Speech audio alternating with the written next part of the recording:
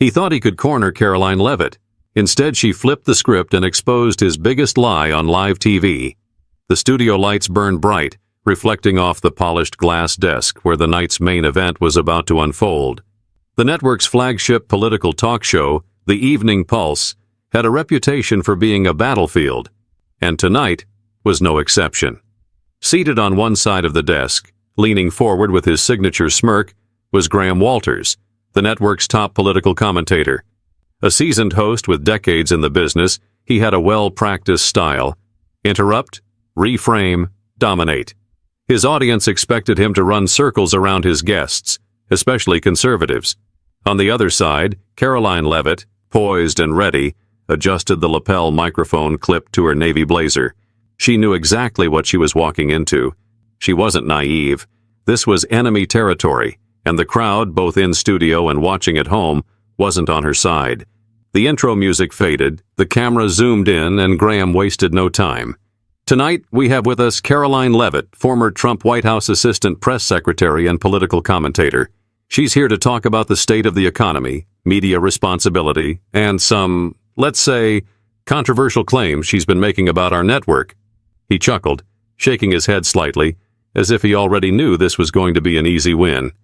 Karoline, let's start with something simple. You've been very vocal about what you call media manipulation. You claim networks like ours intentionally mislead the public. That's a pretty serious accusation. Where's your proof? Karoline didn't flinch. She kept her expression calm, even as she felt the subtle shift in the audience's energy. They were waiting for her to stumble, to second-guess herself. But she didn't. Graham, I don't need to claim anything. The proof is in your own reporting, she said smoothly, tilting her head slightly. Let's talk about inflation. Last year, this very network told Americans inflation was transitory, that it was right-wing fear-mongering. Now, here we are, and everyday families can barely afford groceries. Eggs are up 30%, gas is through the roof, and suddenly you all are acting like this is brand new information. So tell me, was it incompetence or dishonesty? The smile on Graham's face twitched. He had expected pushback, but not like this. Well, Karoline, economics is complex, and no one could have predicted, she cut in, her voice sharp but controlled. No one? Or just the media? Because there were experts warning about this for months, but they weren't the ones you put on air, were they? The crowd shifted. Some murmured. Graham leaned back in his chair, gripping his cue cards a little tighter. Look, we report facts, and if you want to cherry pick. Okay, let's talk about crime, Karoline pressed on. Your network ran months of segments about mostly peaceful protests while cities burned. You downplayed riots, you ignored business owners getting their livelihoods destroyed, and now, suddenly, crime is a serious issue because polling says voters care about it. So which is it? Did crime just appear out of nowhere, or did you all ignore it because it didn't fit your narrative? Graham exhaled sharply through his nose, shifting in his seat. The usual rhythm of his interviews wasn't working. Normally, at this point, his guests would be stammering, trying to backpedal or deflect. But Karoline wasn't rattled, and the audience could feel it. But Graham wasn't about to let her take control. He straightened up, ready to turn the heat up even higher. Graham's fingers drummed lightly on the desk as he recalibrated. He wasn't about to let Karoline control the narrative. He had taken down tougher opponents before. Senators, CEOs, even former presidents. All right, Karoline, he said, forcing a chuckle as he leaned forward. You're passionate, I'll give you that. But let's be real here. Conservative media does the exact same thing you're accusing us of. They push their own agenda, spin stories, ignore facts. Do you seriously expect people to believe that only liberal networks are guilty of this? It was a classic move. Flip the accusation. Paint her as a hypocrite. He expected her to fumble, to get defensive. She didn't take the bait. Oh, I fully acknowledge that media bias exists on both sides, she said without hesitation. The difference is your network pretends it doesn't have one. Fox News, for example, doesn't hide that it leans conservative. But your network? You sell yourself as the neutral voice, the trusted source. And that's the problem because you're not. Graham's jaw tightened slightly. The audience might not have noticed, but Karoline did.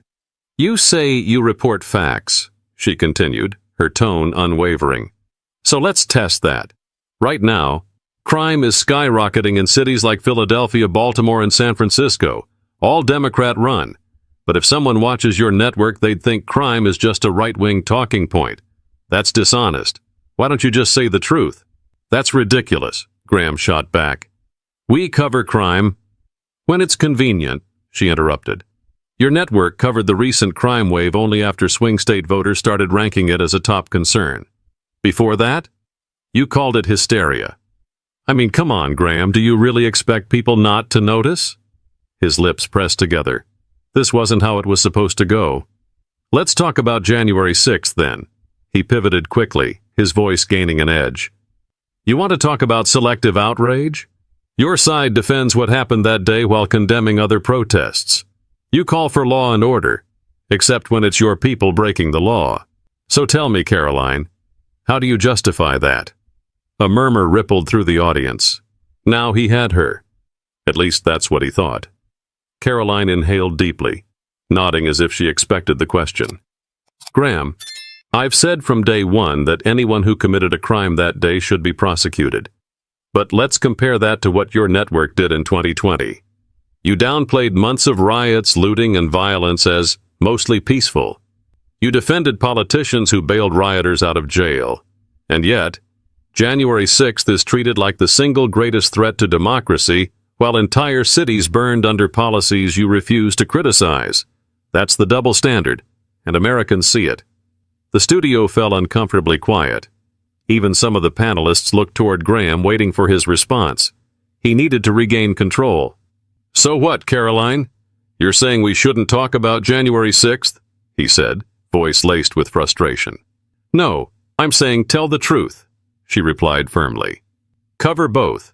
Hold everyone accountable, not just when it's politically convenient. That's what real journalism looks like. For a split second, Graham hesitated. His mind scrambled for the next move, the next attack. But the energy in the room had shifted, and for the first time he wasn't sure he was the one in control anymore. Graham forced a grin, the kind that masked irritation. He wasn't used to losing ground this early. His guests typically buckled under pressure, struggled to keep up. But Karoline wasn't flustered. She wasn't scrambling. If anything, she was settling in, taking her time, making every word count. All right, he said, exhaling through his nose, flipping his cue cards for a new angle. You've had your moment.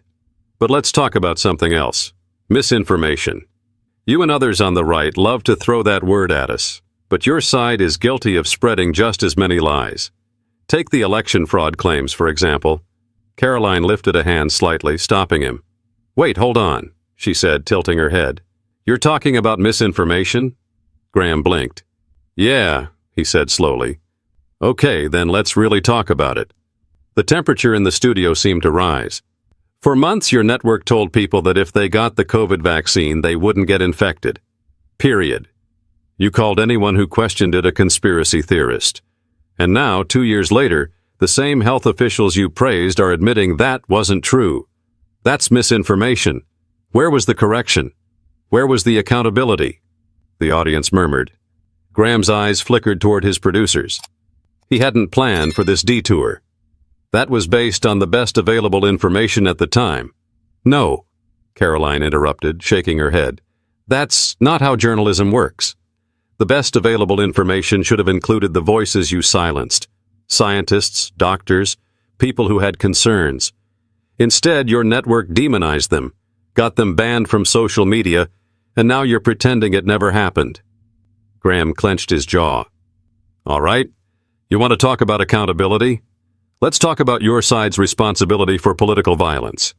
You all act like it's only one party at fault, but let's not forget, Republicans have pushed dangerous rhetoric too. Donald Trump told his supporters to fight like hell on January 6th. Some of them listened. People got hurt. How do you defend that? It was a classic play. Bring up Trump, make her defend him, put her on shaky ground. But Karoline wasn't biting. First of all, Graham, I don't defend violence, ever. But since you brought up rhetoric, let's be consistent. When Senator Chuck Schumer stood in front of the Supreme Court and told justices they would pay the price if they ruled a certain way, And then a man showed up outside Brett Kavanaugh's house with a gun.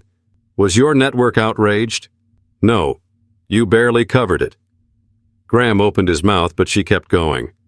When Maxine Waters told protesters to get more confrontational with political opponents, and conservatives were harassed at restaurants, chased out of public spaces, where was the outrage? Where was your call for accountability? The audience was shifting. The balance of power in the room had tilted, and Graham could feel it. Look, he said, running a hand through his hair. This isn't about cherry-picking incidents. No, Karoline countered. This is about double standards. That's why people don't trust you. Because if political violence is wrong, and it is, then it's wrong no matter who does it. And if rhetoric is dangerous, and it can be, then you need to call it out everywhere, not just when it helps your ratings. She leaned forward slightly. So, Graham, I'll ask you, can you admit your network applies different standards based on the political party involved? For a fraction of a second, Graham Walters, the man known for always having the last word, hesitated. But that second of silence said more than any response ever could. Graham shifted in his seat, suddenly aware of the weight in the room. His job was to control the conversation, steer it back to safe waters. But Karoline had flipped the script. And now, for the first time in years, he was the one grasping for footing. His earpiece crackled, a producer no doubt urging him to cut to a break. He ignored it. He wasn't going to let this moment spiral any further. All right, Karoline, he said, forcing a chuckle. You've made your accusations. But let's be honest. You're part of the right-wing media machine yourself. You act like an outsider, but you push talking points just like everyone else. If networks like ours are guilty of bias, what makes you any different? It was a last-ditch effort to discredit her, to make her seem like just another partisan player. But Karoline didn't flinch. I'm different because I don't pretend to be something I'm not, she shot back. I don't sit behind a desk, claim I'm objective, and then quietly push narratives that benefit one political party. That's what your network does, Graham. You claim to be fair, you claim to be neutral, but the facts prove otherwise. Graham scoffed, shaking his head. You keep saying facts, Karoline, but all I hear are opinions. That was the moment. The precise second everything shifted, because Karoline was ready for this. She reached into the stack of papers she had brought with her, a calculated move, and pulled out a printed headline from Graham's own network. She held it up, letting the cameras capture every word. This was your network's headline in 2021. Crime wave is a GOP scare tactic. But fast forward 2 years, and now you're running segments on the crime crisis. So which is it, Graham? Was crime a scare tactic, or is it a real issue now that it's affecting voter sentiment? She didn't wait for him to answer. She reached for another page. Here's another one. Inflation fears are overblown. Economy is strong. You ran this in early 2022, while Americans were already struggling to afford basic necessities. By the end of the year, you admitted inflation was a serious crisis. So what changed? The economy? Or your willingness to admit the truth? The audience murmured. Graham opened his mouth, then closed it. His jaw was tight. But Karoline wasn't done. And this one, she said, pulling out one last sheet, her voice steady. Hunter Biden laptop story is Russian disinformation. Your network ran that headline over and over, called it a conspiracy, mocked anyone who even questioned it. But now, even your own journalists admit the laptop was real. And you expect the American people to just forget that? Graham's face darkened. The studio was dead silent. A few rows into the audience, someone let out a quiet, "Wow." The panelists at the side of the set, usually quick to jump in and back Graham up, were stiff in their seats. No one wanted to be the first to speak. Karoline set the papers down. So tell me, Graham, where's the accountability? A flicker of something crossed his face. Embarrassment? Frustration? He glanced off camera toward his producers, as if hoping for an escape route. Nothing came. His lips parted slightly, as if he were about to say something. Some prepared line, some well-rehearsed dismissal. But nothing came, because there was nothing he could say. And in that moment, the great Graham Walters, the man who had humiliated countless conservative guests, was speechless. The silence stretched longer than it should have. In television, dead air was a cardinal sin. Producers scrambled behind the scenes, trying to salvage the moment, but the damage had already been done. Graham Walters, the man who built a career on controlling conversations, had no response. No witty comeback. No rehearsed deflection. Karoline sat still, watching him, letting the weight of the moment settle in. She didn't smirk. She didn't gloat. She just waited. A low murmur rippled through the audience. Some viewers shifted in their seats, glancing at one another as if unsure of what they had just witnessed. The usual flow of the show had been disrupted. The host was supposed to dominate. The guest was supposed to fumble. But this time, the script had flipped. A panelist, a younger commentator known for parroting network-approved lines, cleared his throat, desperate to break the tension. "Well, that was a lot," he said, forcing an awkward chuckle. "But let's be real here, Karoline. The media isn't perfect, sure, but you're acting like one side is completely innocent. Right-wing outlets push misinformation all the time. You expect us to believe they're any better?"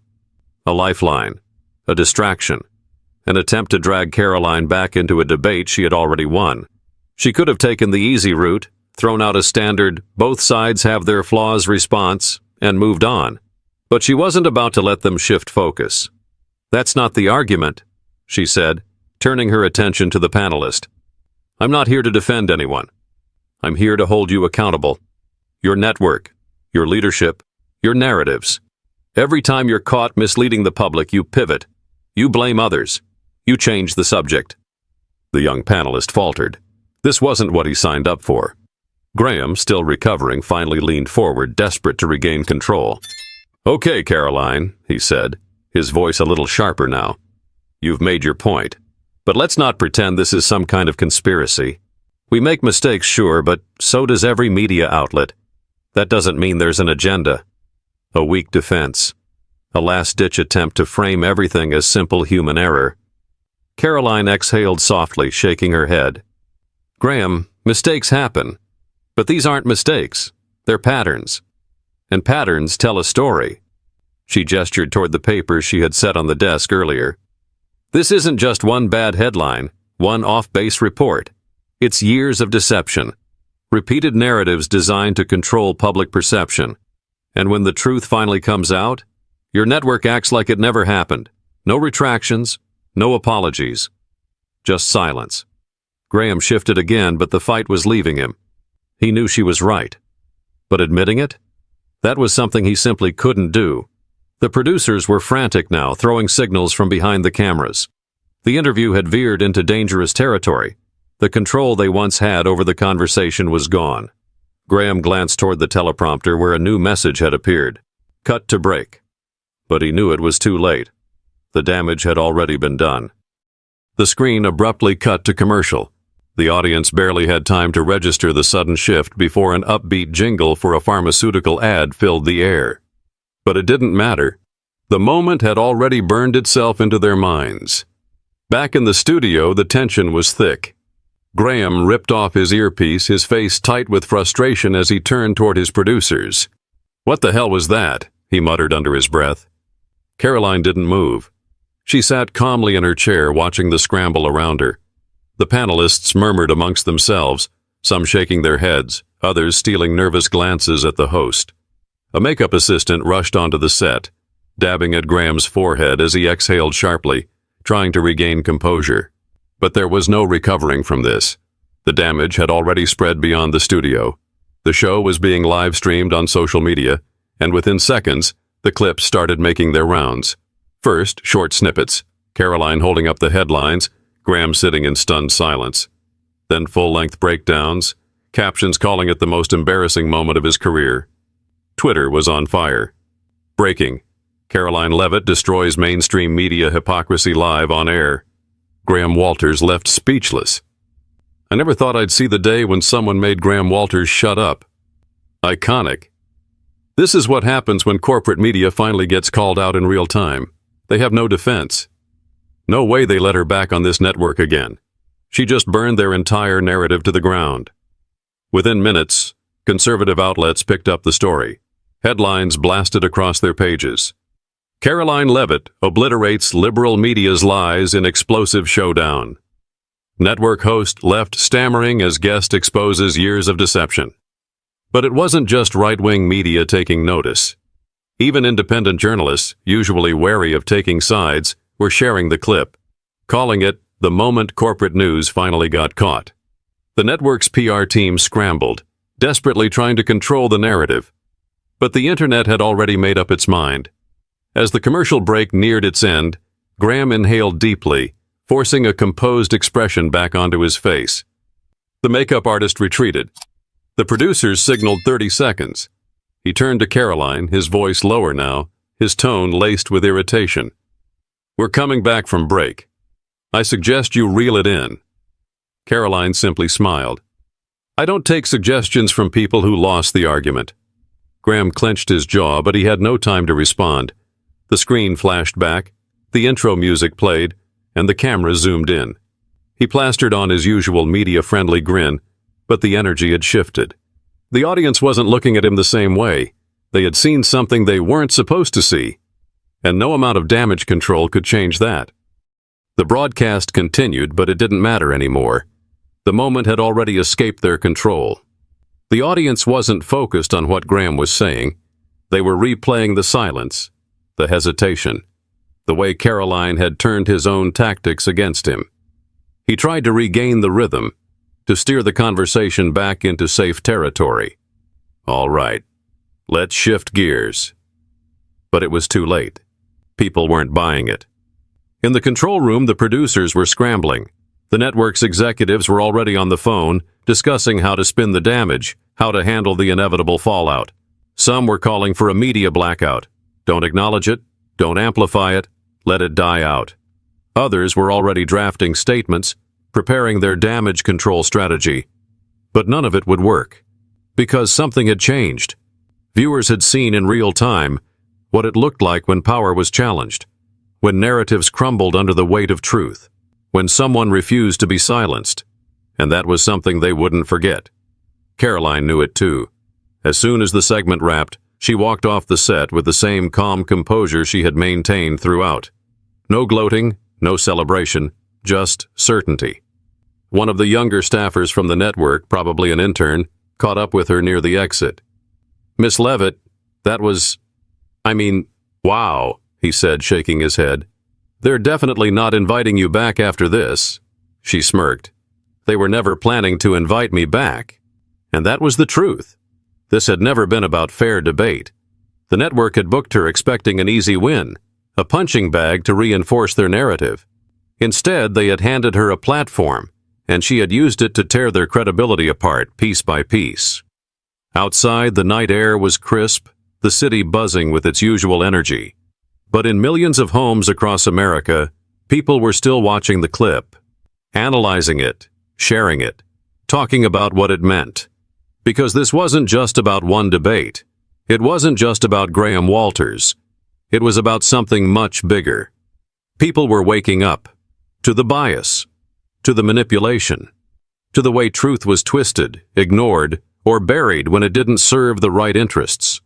And no matter how hard the media tried, they couldn't put that awareness back in the bottle. The truth was out, and there was no going back. If you're tired of the deception, if you believe in holding the media accountable, make sure to like, comment, and subscribe. More people need to see moments like this. More people need to wake up. Let's keep the conversation going.